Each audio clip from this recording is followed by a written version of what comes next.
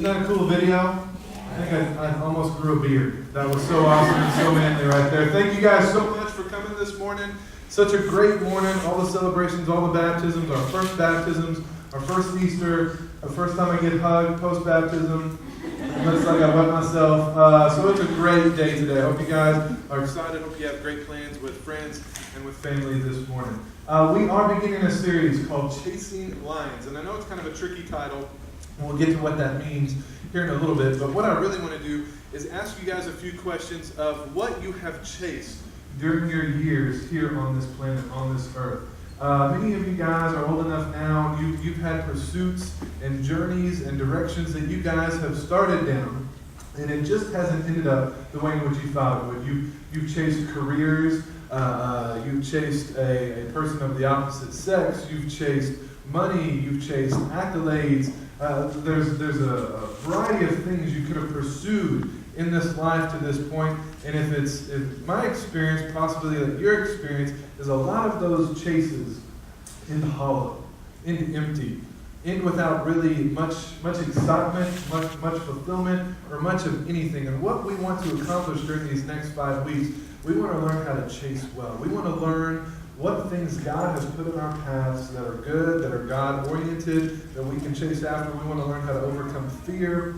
We want to take risks. We want to be a people here at One Church that do not just come and sit in a chair and listen to a message and shake your head and think it's good stuff and then leave and nothing ever changes.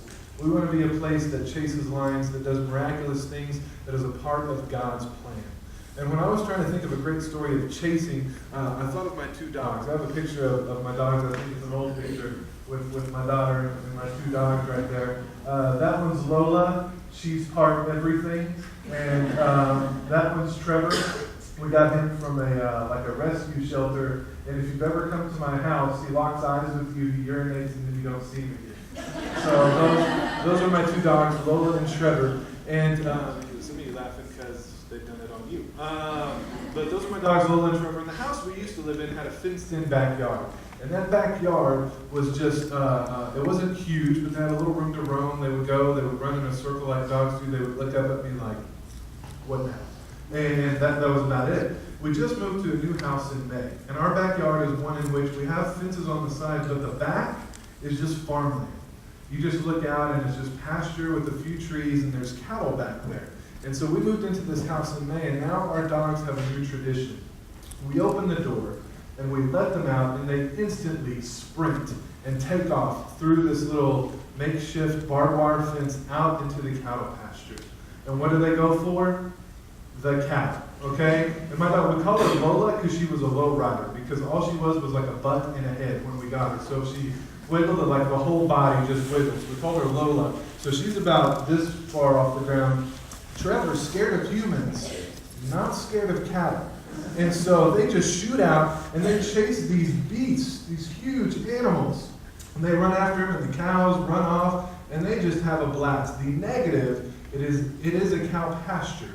And they smell like that when they come back into the house. So our house is a little funky right now. But you watch our dogs and you see this newfound freedom, this excitement, this new place for them to roam and run and explore and discover and all this crazy new stuff that they never got to do at the old house. And our hope and our goal for this series, and hopefully for lives going in new directions these next 4 to 5 weeks, is that we take the fences down in our lives. That we stop this car seat Christianity that is safe, that is easy. Okay, today is Easter. And let me just make a bold statement. I don't think Jesus died on the cross so your life and my life could be easy. I don't think he went the easy route. I don't think he did the easy things. I don't think he died the easy death. And I don't think he came and did what he did so that we can have easy lives. I think our lives are supposed to be full of excitement, full of adventure, full of times where you run past the fence and you just don't know what's out there. And so what we're going to do, we're going to look at a very small set of scriptures that if you read through the Bible, you've probably really never stopped and soaked and really thought much of, about a guy named Benaiah. And you can find Benaiah in 2 Samuel chapter 23, verses 20 and 21. Is my mic doing okay, or is it kind of going on and off a little bit? On and off a little bit? Okay, well, then you'll hear about half of this message. So, 2 Samuel 23, verses 20 and 21. Kind of a little information you need before this time is kind of a listing of some pretty cool guys in Scripture. There was a guy named David. You know David and Goliath. You know that story. You know who David was. David was a warrior king. David would go into battle, and he was victorious most of the time. And David had a group around him, and there's a lot of different descriptions. David's mighty men, the 30 there. There's a lot of different names people have given these people. But these guys were some pretty cool dudes. Like Gladiator, Braveheart, those kind of guys. All right? And so Benaniah is in the mix with all of these type of guys. So there's a bunch of guys that have a bunch of accomplishments, a bunch of neat things have happened in their lives. And in 2 Samuel 23, verses 20 and 21, we get to hear Benaniah's story. So this is Benaniah. This is what he has accomplished. This is what he has done. It says, there was also Benaniah, son of Jehoiada, a valiant warrior of Kabzeel. He did many heroic deeds, which included killing 2 champions of Moab. Another time, on a snowy day, he chased a lion down into a pit and killed it.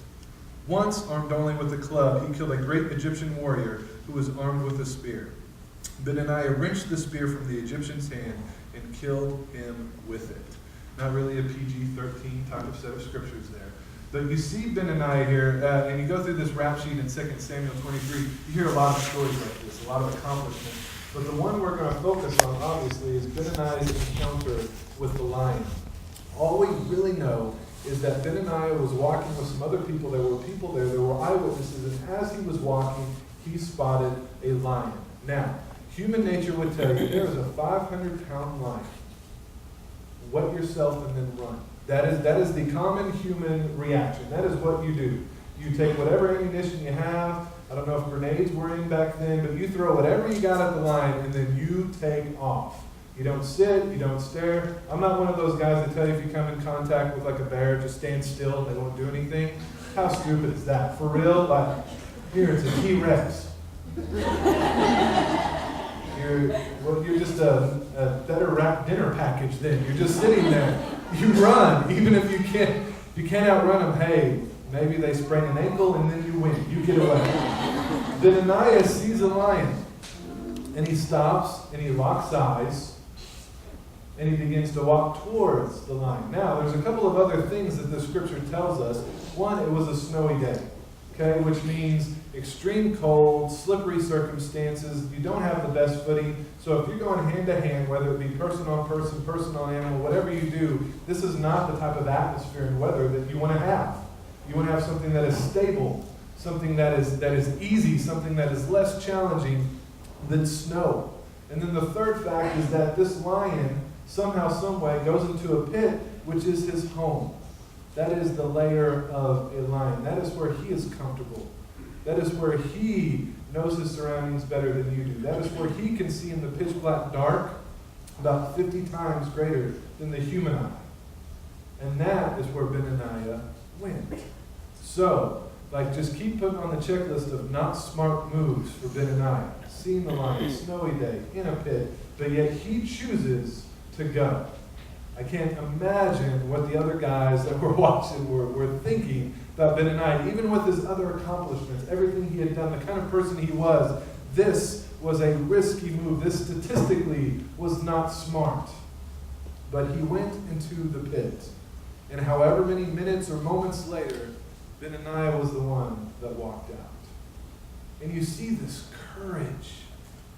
You see this faith. You see this purpose in Benaniah, that he knew that this was his moment and his opportunity. Because if you go to a couple scriptures later in 2 Samuel verses 22 and 23, you see deeds like these made Benaniah as famous as the 3 mightiest warriors. He was more honored than the other members of the 30, though he was not one of the 3. And David made him captain of his bodyguard. David put him at the top. Out of everybody. Benaniah, you were the guy. How'd that job interview go? Benaniah, tell me some of the things you did. I killed a lion. You're hired. You're security. Okay? We won't put you on music. You will be our announcer.